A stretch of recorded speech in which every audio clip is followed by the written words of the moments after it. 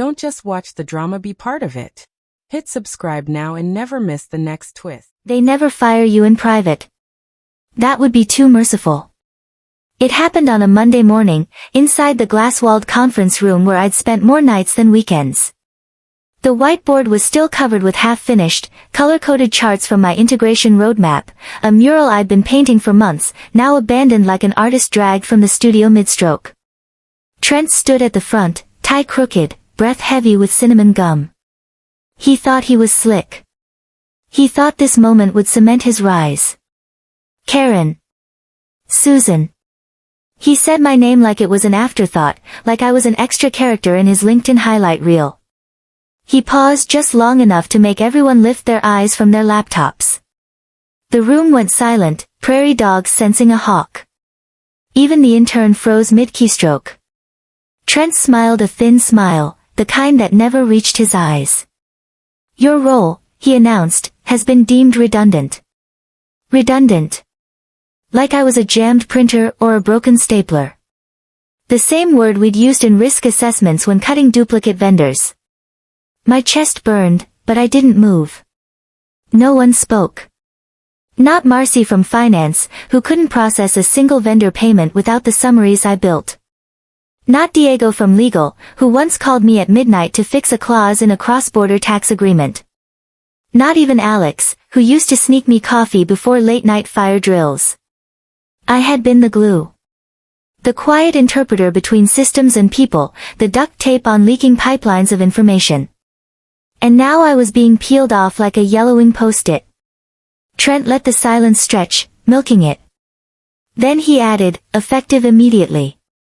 I could have screamed. I could have listed every audit I'd salvaged, every last-minute fire I'd put out while Trent posed for headshots. But power isn't always in shouting. Sometimes power is knowing you don't have to. So I nodded once. Calm. Sharp. Fine, I said. Then I'll need the off-boarding checklist. His smirk faltered. What? The checklist, I repeated. IT retrieval, access logs, account termination. HR keeps it in the shared folder. Tab 3. For a beat, he just blinked. That's the problem with men like Trent, they can run their mouths until reality demands substance. Then they choke. I gathered my things. Left behind the cheesy mug on my desk, be the glue, because I wasn't in the mood for irony. Walked out with my stapler in hand like it was a sword. In the parking lot, the air was heavy, like the moment before a Midwestern thunderstorm rolls across the cornfields. But I wasn't crying. I wasn't broken. Because Trent had just made the biggest mistake of his career.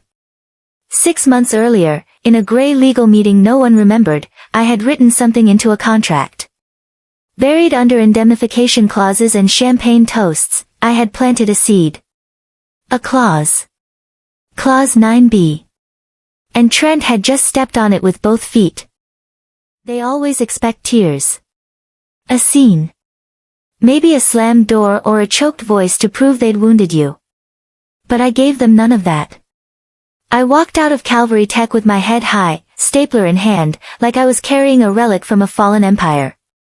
The receptionist offered me a half-smile, the kind people give when they think your story has ended. Poor Susan, another casualty of efficiency. She had no idea. None of them did. I didn't drive home crying. I drove home in silence. That heavy, waiting kind of silence you hear when a storm is gathering but hasn't broken yet. By Wednesday, my inbox was empty of corporate chatter. No more late-night pleas from legal. No more quick favors from finance. The machine had spit me out. Good. Let it choke on its own gears. I registered an LLC by Friday, Brass Line Systems. The name sounded innocuous, like an accounting firm your uncle might trust. That was the point. Within 2 weeks, I had 2 clients, startups desperate to fix integration bugs without waiting 3 weeks for a Calvary ticket to get prioritized. I set up my laptop beside a basil plant on the kitchen counter. It was almost laughable, the woman they called redundant now solving problems for paying customers while Calvary strutted around announcing streamlined operations. But the storm clouds were already gathering over their glass tower. It started small. A payment batch failed to process. Someone blamed accounts payable. Accounts payable blamed procurement. Procurement blamed legacy fields. Translation: Susan's not here, and no one knows how this works anymore. At midnight, the integration console lit up red. Normally, I'd have gotten the call, logged in, patched the workflow, soothed the panic. This time, no one was there. By morning, the dashboards looked like Christmas in hell. And still, Trent spun his story. Expected friction, he told the team. Disruption is part of transformation. He said it with that same smug tilt of the head, as if reciting a line from a TED Talk. Nobody wanted to be the one to say, "We're bleeding out," and the guy holding the bandages is coloring in Excel cells. Meanwhile, I was thriving. Eating cold Thai leftovers at 11:42 p.m., laptop glowing, contracts piling up. My calendar was booked solid through Q2. And that's when the first email came. The subject line looked harmless, quick question. It was from Camille, the intern. Bright, underpaid, detail-obsessed. The kind of quiet star who knew where bodies were buried but was too polite to bring a shovel. Hi, she wrote. Hope you're doing okay. Random question, did you mean for your name to stay in Schedule 14.4, Key Personnel Continuity? I just noticed it hasn't been updated. Thought it might be an oversight. LMK. I stared at the screen, heat rising under my skin. Clause 9b. No, Camille. Not an oversight. Not an accident. My canary in the compliance coal mine. If Calvary terminated me without documenting a successor, the indemnification protections froze. A $350 million acquisition deal, hanging on one named individual. Me. Trent had cut me loose, thinking he was trimming fat. What he didn't know was that he'd just severed the rope holding the chandelier. Inside Calvary, the panic was polite. Polished emails about minor disruptions. Polite nods in all-hands meetings. But behind the glass, systems were rotting like damp wood. Vendors weren't getting paid. Legal was whispering about liability gaps. Compliance was circling, sniffing for weaknesses. And all of it pointed back to one absence. One name left in black ink where there should have been a replacement. Mine. I didn't reply to Camille. I didn't need to. Sometimes silence speaks louder than 1,000 words. By the end of the month, people were already reaching out from inside. A ping from Ops. A voicemail from HR. Each one more desperate, more frantic. But I had no intention of saving them. Not yet. The storm was only beginning. And I wanted them to feel the first drops before I unleashed the flood. Chaos doesn't arrive like thunder. It seeps in quietly, line by line, field by field, until the whole system buckles. By the third week after my firing, Calvary Tech was leaking at the seams. Payments were bouncing. Sync jobs that once ran silently in the background now collapsed overnight.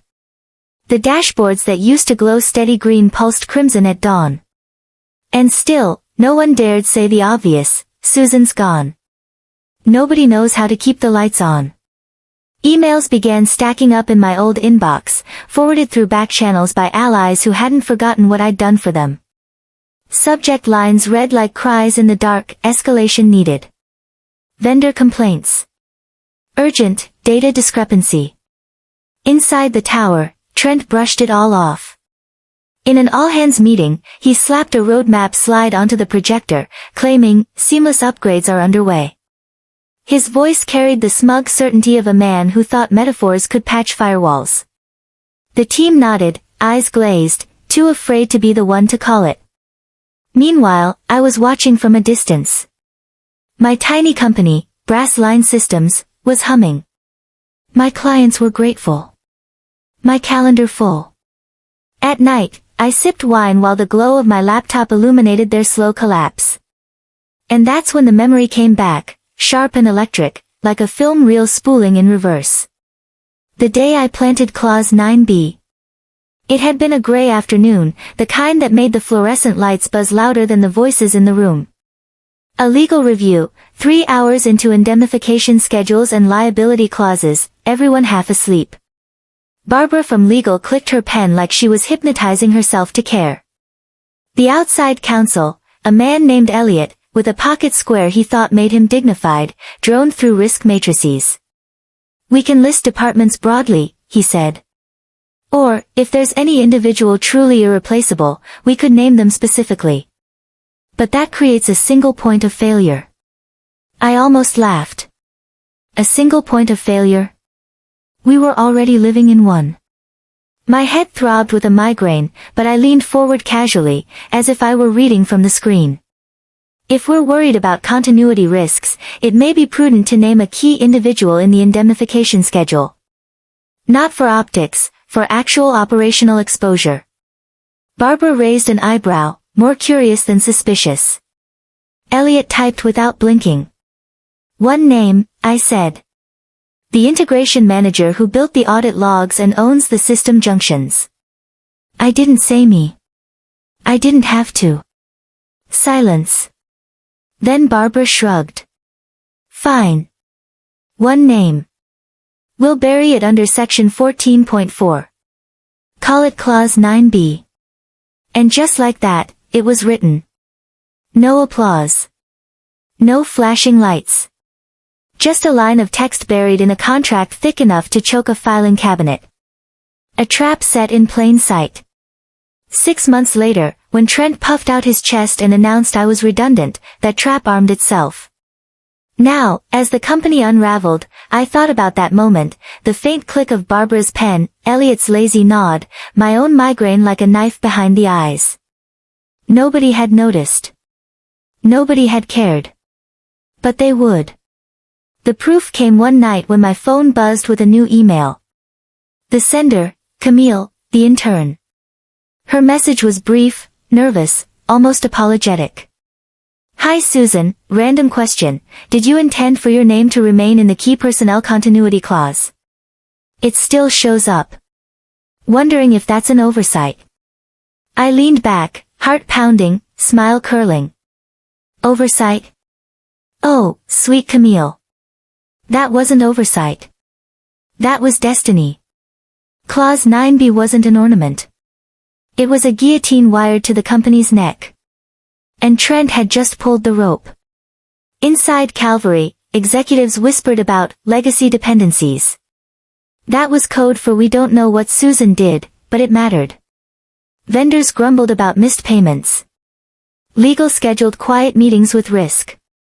Procurement dusted off Excel sheets like it was 1999. And all the while, Trent strutted, posting on Slack about fire the final run, believing disruption was proof of leadership. He didn't see the walls buckling. He didn't hear the timbers groaning. But I did. And I was patient. Because revenge isn't loud. It doesn't come with sirens or fireworks. It starts as a whisper in a contract. A line no one remembers. And then it waits. Every empire falls in a meeting room.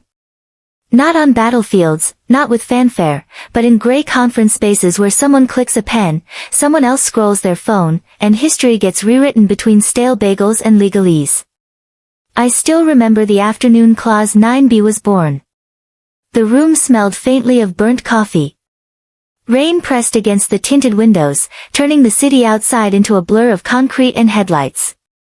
The air conditioner hummed like it was trying too hard. Barbara from legal sat across the table, her glasses sliding down her nose, clicking her pen like a metronome. Elliot, the outside counsel with the pocket square, was speaking in a monotone so dry it could have dehydrated the ficus plant in the corner. We'd been there for hours, parsing indemnification schedules, risk matrices, acquisition insurance riders. The kind of stuff only matters when the world is on fire, and even then, only to the people counting the ashes. Elliot droned, "We can default to department-level roles for continuity. less exposure. Unless, of course, there are individuals truly irreplaceable. Then we could name them specifically. The room barely reacted. Barbara tapped her pen harder. Someone yawned. The CEO's assistant typed furiously on Slack under the table. But I heard the opening. I leaned forward, keeping my tone casual, like I wasn't about to change the company's fate. If continuity risk is a concern, it may actually be cleaner to specify one key person. Not for optics, for function. Some roles can't be replicated overnight. Barbara glanced up, half interested. Like? I shrugged, pretending to think. The integration manager who owns the audit logs. The one who built the cross-system workflows. My own job description, disguised as generic. Barbara chewed the end of her pen.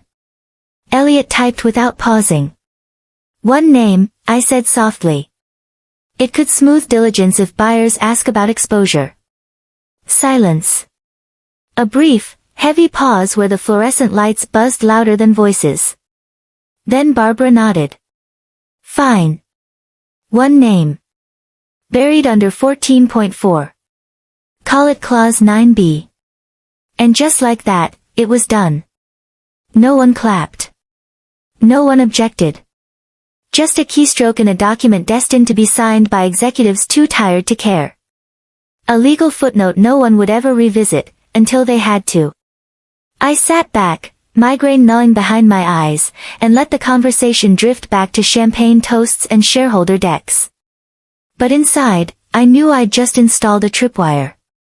Months later, Trent strutted into the boardroom to announce my redundancy, and that wire snapped taut. Now, weeks after my firing, Calvary Tech was wobbling like a skyscraper with hairline fractures.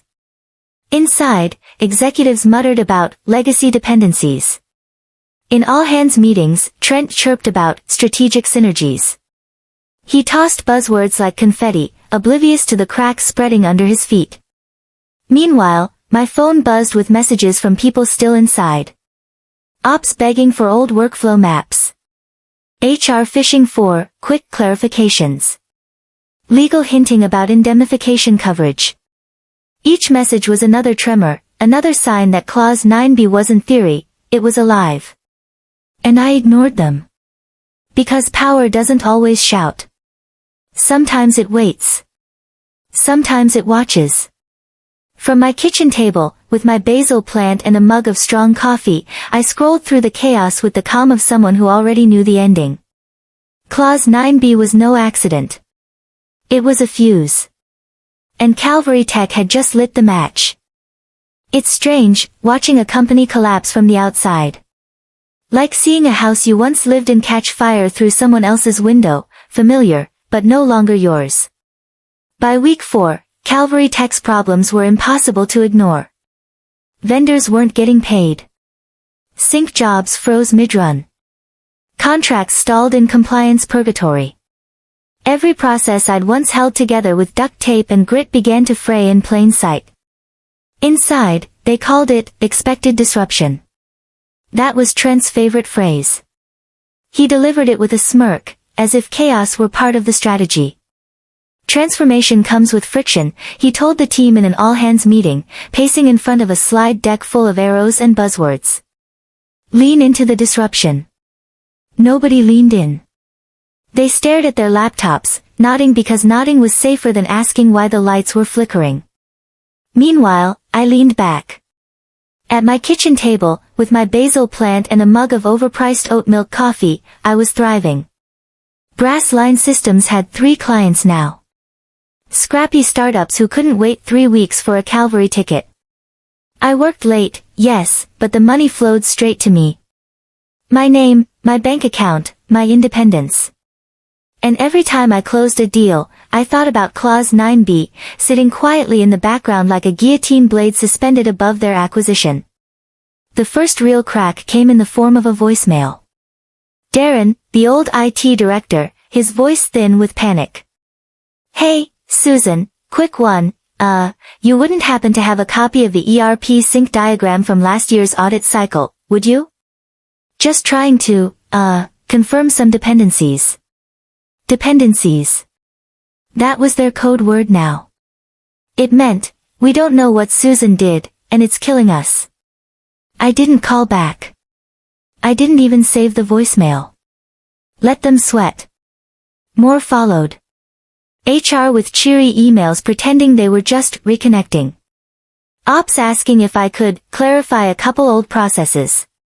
Even Barbara from legal, usually unshakable, sent me a curt message, need confirmation indemnification protocols. Please advise. I didn't advise. I sat on my porch at dusk, sipping wine while fireflies blinked across the yard, and let their unanswered messages pile up. Because here's the thing about ghosts, they don't scream. They don't claw at doors.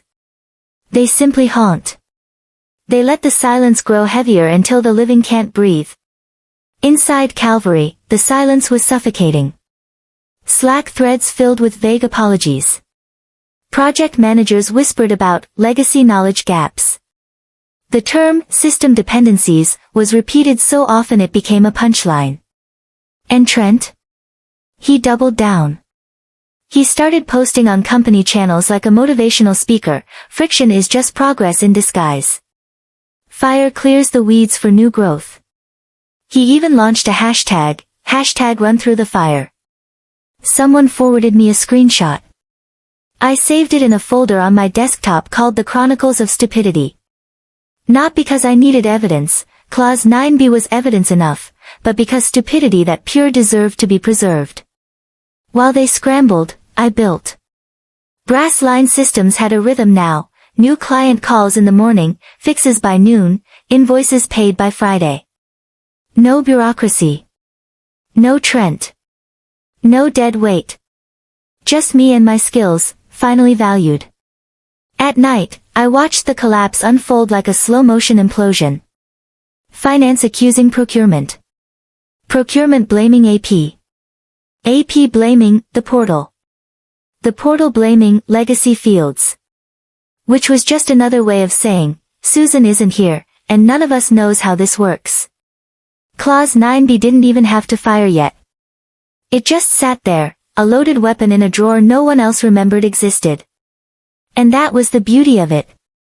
They had cut out their heart and expected the body to keep walking. But I was the heartbeat. The quiet rhythm no one noticed, until it stopped.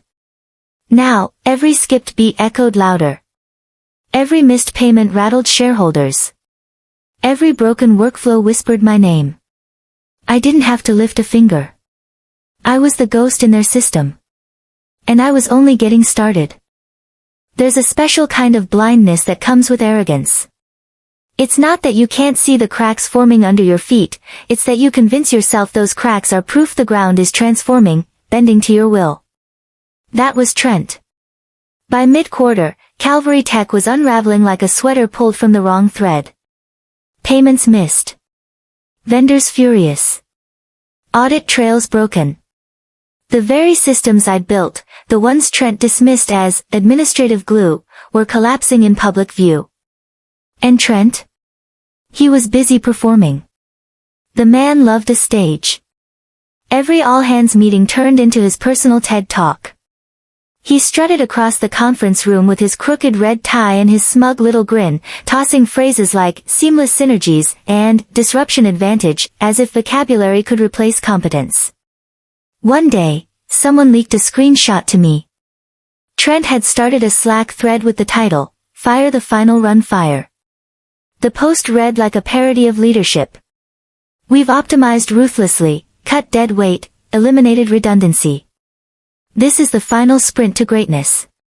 Remember, fire clears the weeds and old roots. Onward, team. He signed it with a hashtag run through the fire. I laughed so hard I nearly spilled my wine. Inside the tower, though, people weren't laughing. A friend in finance messaged me off the record, he thinks he's inspiring us. Really, he's just throwing gasoline on a dumpster fire. But nobody said that out loud. In corporate America, silence is survival. You nod at the PowerPoint, you clap at the buzzwords, you let men like Trent drown you in metaphors about phoenixes and growth fires. Meanwhile, behind the scenes, the buyers were circling. Everyone knew Calvary was being positioned for a $350 million acquisition. That was the golden carrot. The promise of payouts kept the staff smiling through gritted teeth. But diligence was closing in, and Clause 9B was waiting. The cracks weren't just technical anymore, they were financial, legal, existential. Procurement had reverted to Excel sheets because the integration portal wouldn't stop crashing. Legal whispered about indemnity gaps. Compliance began scheduling urgent risk reviews. And yet Trent spun. He boasted in meetings that operational friction is evidence of transformation.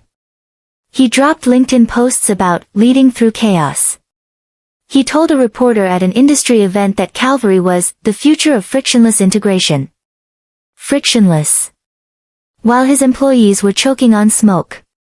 He even wore a new pair of victory socks, blue with little rockets, into a Monday meeting, bragging they'd be his good luck charm for the acquisition signing. What Trent didn't know was that the guillotine was already poised above him. Clause 9B. The line I'd planted, quiet and patient, in that gray legal meeting months ago. One name, mine, written into the continuity clause. One forgotten detail that could stall the entire deal. And the buyers were about to notice. From my porch at home, I watched the storm clouds gather. Every forwarded email, every panicked message, every whispered rumor was another gust of wind rattling their glass tower. But Trent? He just kept posting hashtags. He mistook the smoke for stage fog. And soon, he'd walk straight into the fire he thought he controlled. Corporate death never comes with an explosion. It arrives in silence, like a blade sliding between ribs while the victim is still smiling. That silence descended on Calvary Tech during what was supposed to be a routine diligence call. The invite had gone out weeks in advance, final risk review, Friday, 9 a.m. Eastern Standard Time. Everyone knew what that meant. The last check before signatures. The final box ticked before the champagne corks popped. The CEO showed up in a crisp blue suit, grinning too wide. The CFO stacked 3 legal pads in front of him like a shield.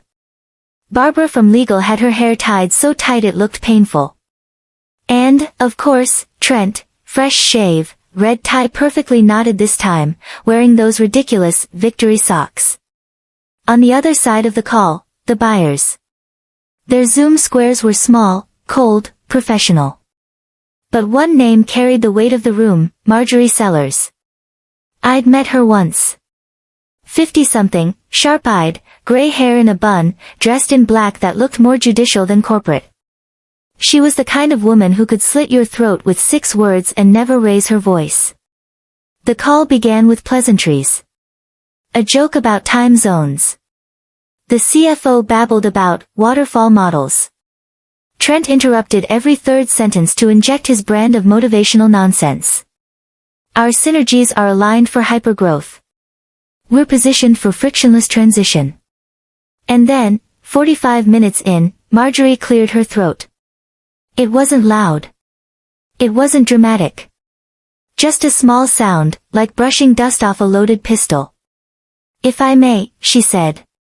Her voice was cool enough to bend glass. There's one detail I'd like clarified before we proceed with approval. The room stiffened. You could hear the collective inhale, the ruffle of papers, the shifting of chairs. Section 14.4, she continued, eyes flicking across her screen. Specifically, Clause 9B, Key Personnel Continuity. Silence. Barbara froze.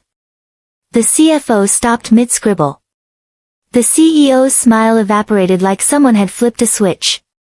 Trent blinked, confusion washing across his face. Mallerie didn't wait. The original indemnification schedule names a single individual as essential for continuity. Susan Mallerie. It also notes that no succession plan or replacement documentation has been filed. The name hit like an anvil dropped on glass. The silence stretched so long I could practically hear the hum of fluorescent lights in their boardroom from miles away. Barbara tried to sip water and nearly choked. The CFO fumbled with his papers. The CEO leaned forward, jaw clenched. Finally, he turned his head toward Trent. His voice was low, calm, deadly. 3 words. Tell me no. But Trent couldn't.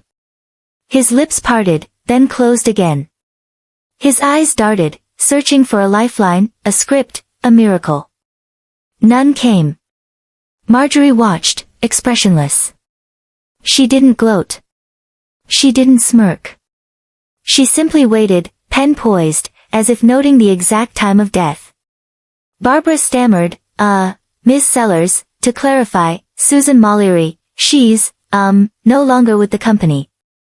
Mallerie's eyebrows arched a fraction of an inch. That was all. Then she leaned forward. So you terminated the only named key individual under Clause 9b without filing succession or obtaining external approval? The CEO swallowed hard. No one answered. Mallerie closed her tablet with a soft click that sounded, in that silence, like a gunshot. In that case, she said, her tone flat as a verdict, our indemnification coverage cannot be assumed. The transaction must be paused until continuity is restored. The words detonated in the room. The CFO went pale. Barbara dropped her pen. Trent sat motionless, face draining of color, as though concrete were hardening in his veins. On the other end of the line, Mallerie remained perfectly still. Then she added, almost gently. You've severed your own parachute. And with that, she ended the call. Inside Calvary Tech's boardroom, the silence was suffocating. A $350 million deal had just been frozen with a single clause, a forgotten name, a trap laid months before.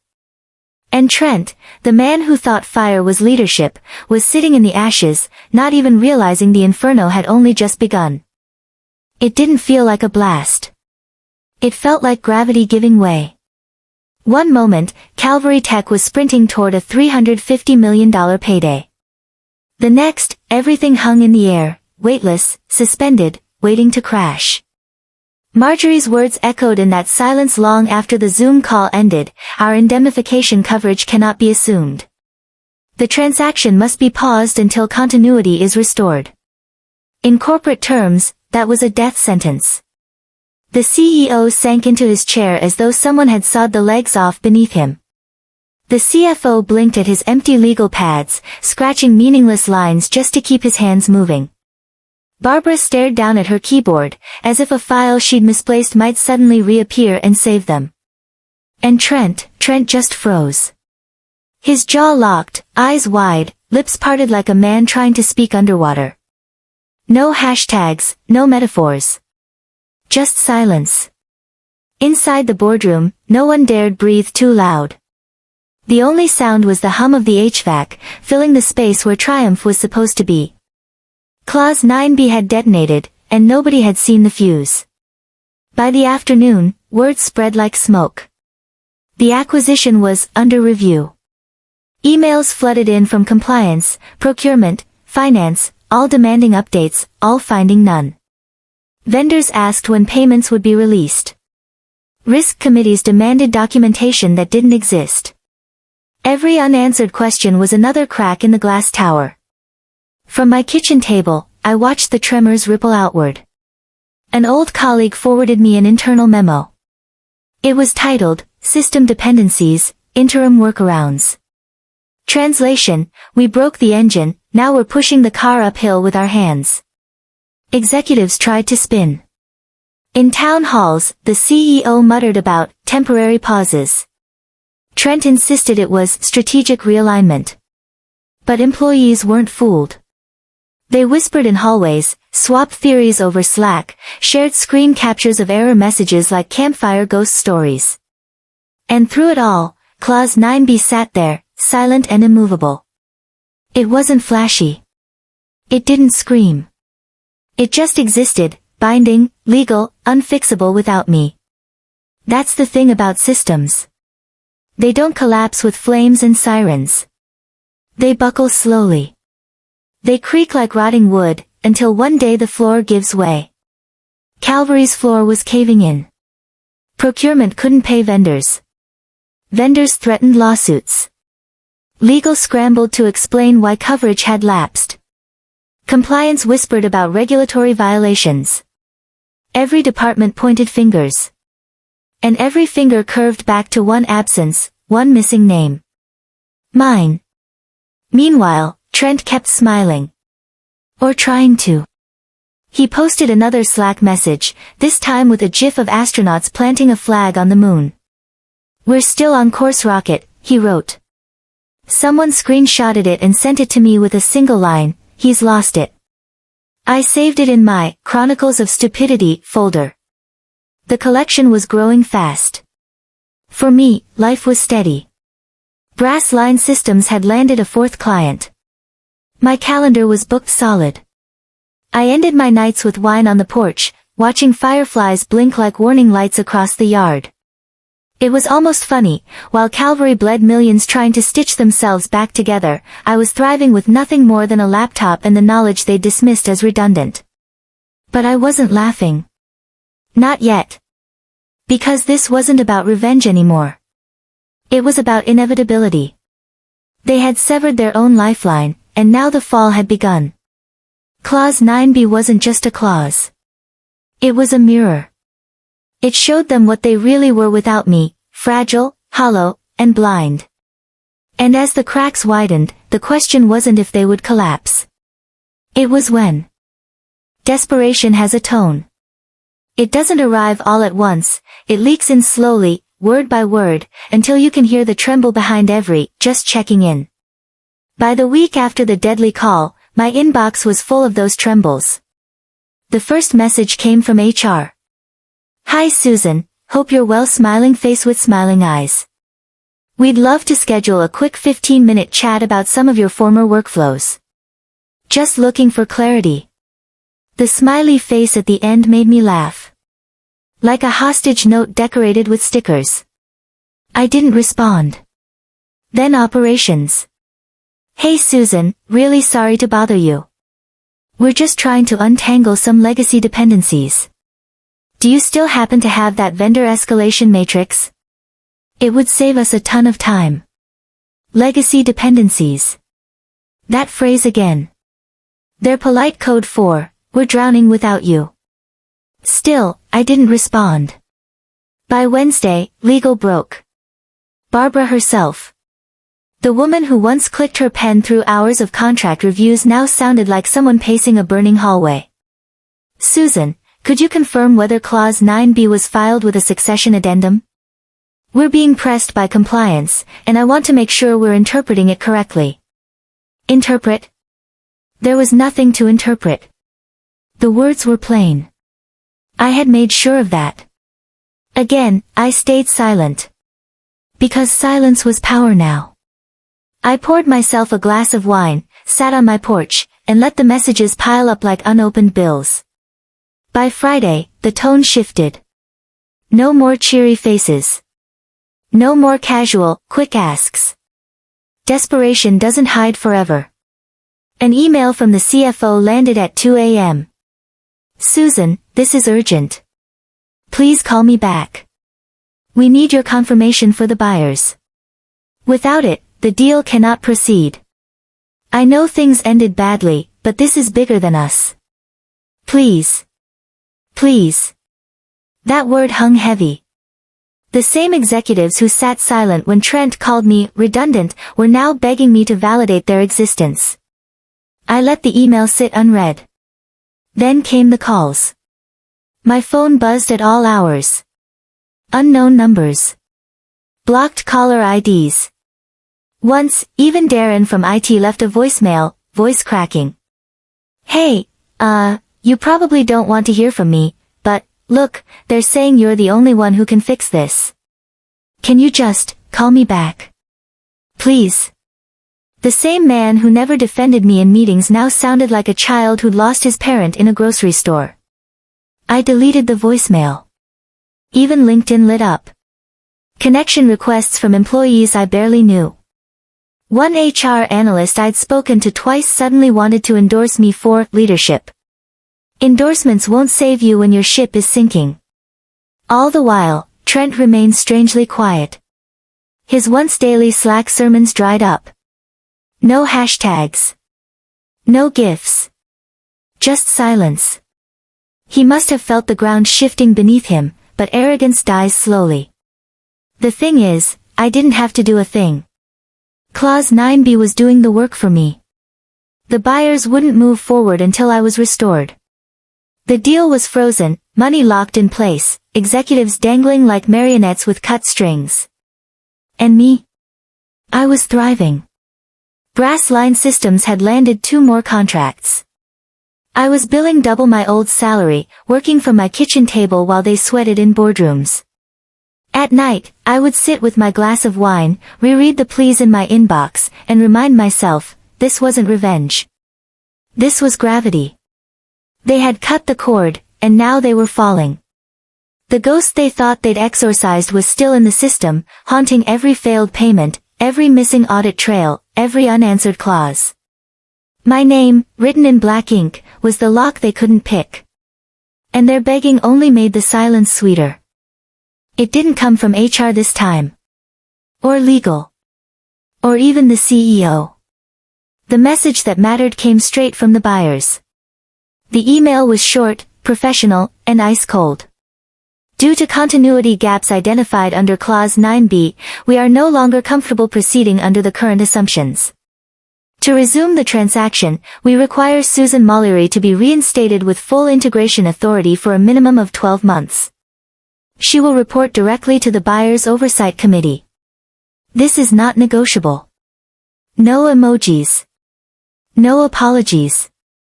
Just a blade slipped neatly between the ribs. By the time that email hit Calvary Tech's inboxes, the boardroom was already smoldering from weeks of panic. But this wasn't just panic. This was a guillotine. Trent didn't even get to argue. The buyers had cut him out before his mouth could open. Within hours, security escorted him from the building, cardboard box in hand. His red tie dangled like a noose. The man who once strutted across stages with hashtags and metaphors now shuffled through the lobby like a ghost no one wanted to acknowledge. Someone sent me a photo, a blurry shot from a phone. Trent, outside the revolving doors, clutching his box of desk junk, face gray as wet concrete. The caption simply read, "It's over." And it was. The CEO tried to put on a brave face, but everyone knew what the buyer's demand meant. It wasn't a negotiation. It wasn't an offer. It was a takeover. Calvary Tech wasn't theirs anymore. It was mine. The internal emails that followed were pitiful. Barbara sent one dripping with legalese, calling it a structured reunification opportunity. HR tried a softer touch. "Susan, we'd love to discuss potential pathways for your return. We truly value your unique expertise." Unique expertise. The same expertise they'd called redundant. But the buyers weren't asking me to discuss. They were commanding. They didn't want me as an advisor. They wanted me as the linchpin. The key. The insurance policy that would unlock their stalled fortune. And they wanted me on my terms. For once, the power wasn't in the boardroom. It was in my inbox. Meanwhile, the employees buzzed like bees in a hive that had been kicked over. Some were relieved Trent was gone. Others whispered that I'd been plotting this all along. A few even reached out privately to thank me, thinly veiled pleas to not forget them when I returned. But I wasn't thinking about them. I was thinking about that cold, perfect line in the buyer's email, "Not negotiable." They had turned my silence into leverage. My absence into a weapon. And now, Calvary Tech's survival rested on one condition, me. I poured myself another glass of wine, stared out at the yard as dusk settled, and let the reality sink in. This wasn't just revenge anymore. It wasn't even vindication. It was a transfer of power. The deal would move forward, but only with me at the helm. The same woman they'd tossed aside like scrap metal was now the hinge on which $350 million swung. Trent's arrogance had finally met its end.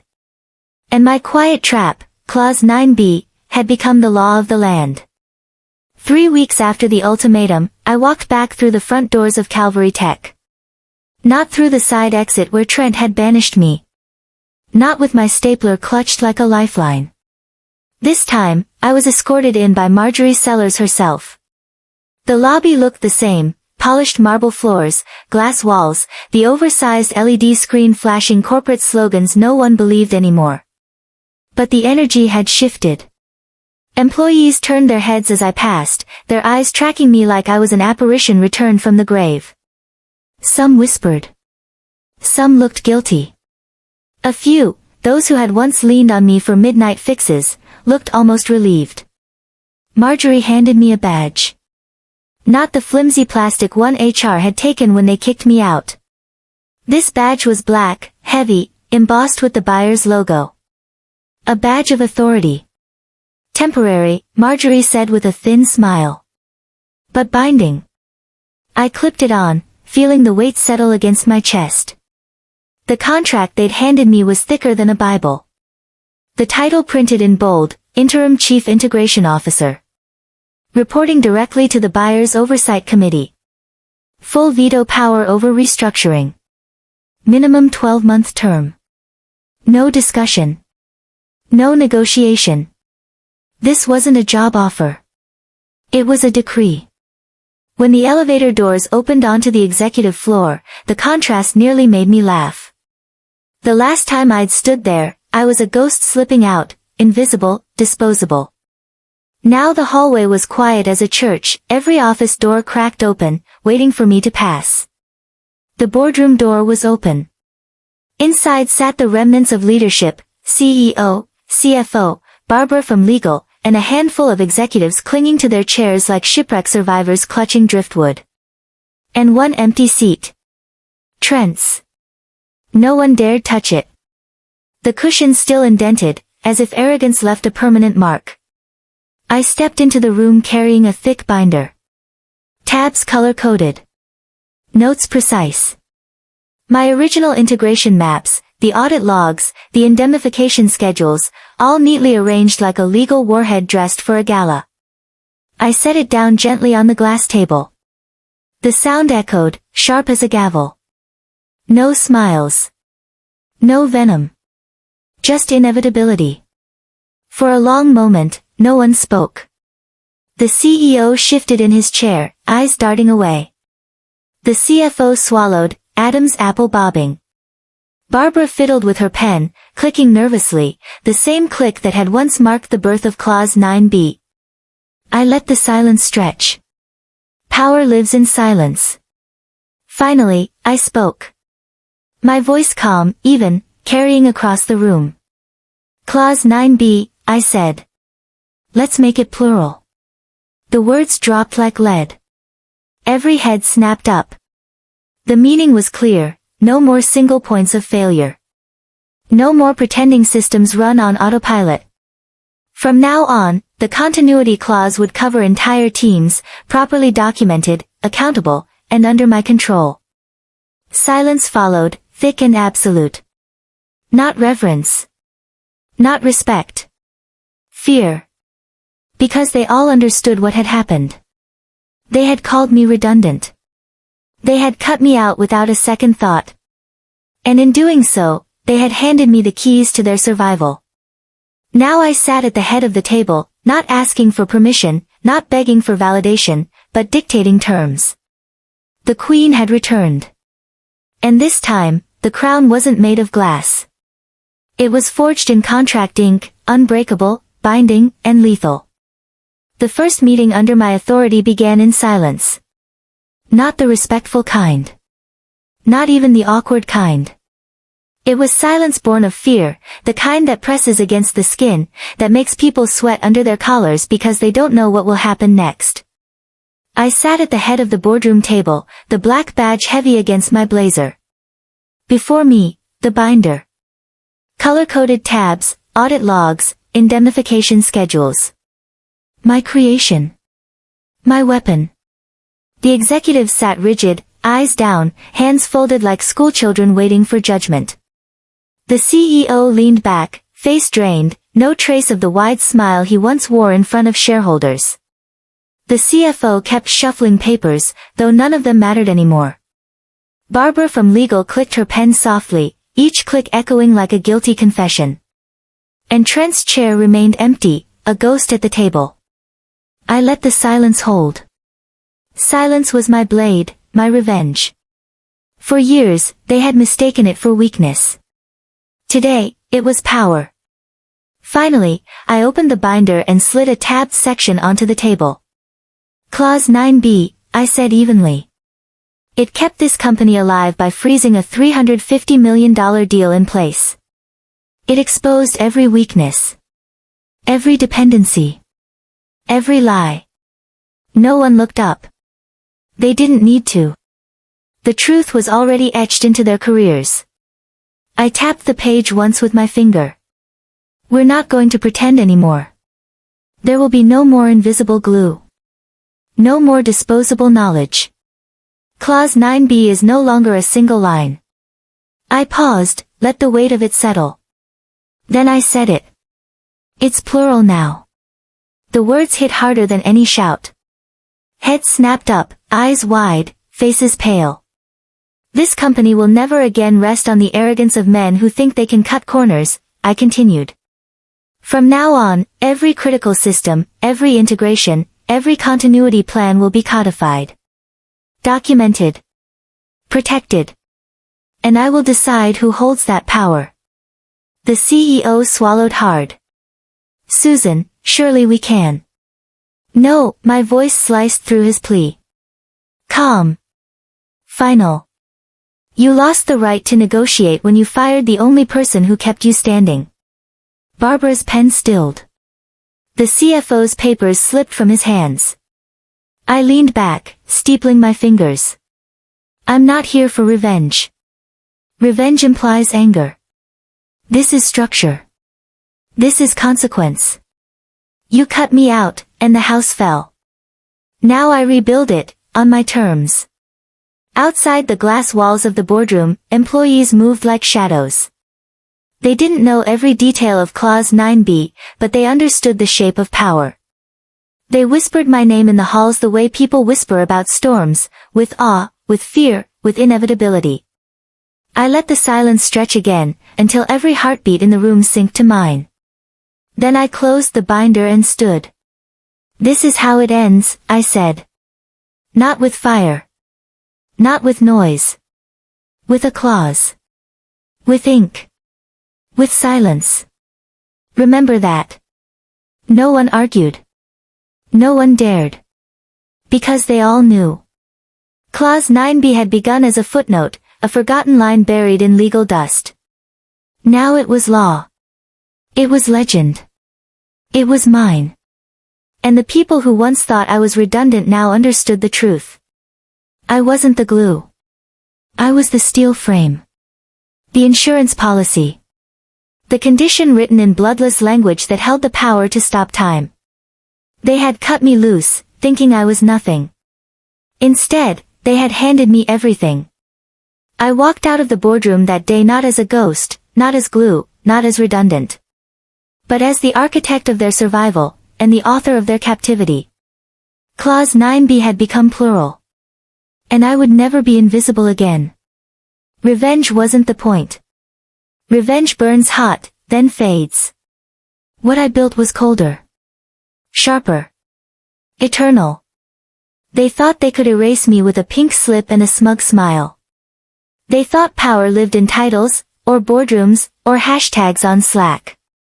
But real power lives in the footnotes. In the clauses no one reads. In the systems no one respects until they collapse without them. Clause 9b was never just a line in a contract. It was a mirror.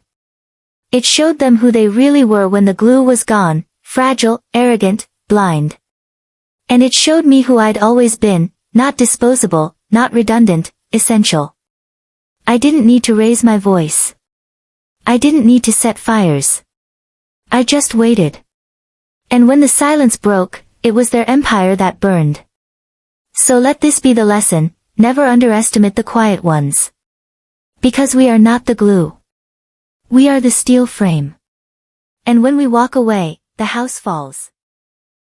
Thanks for watching.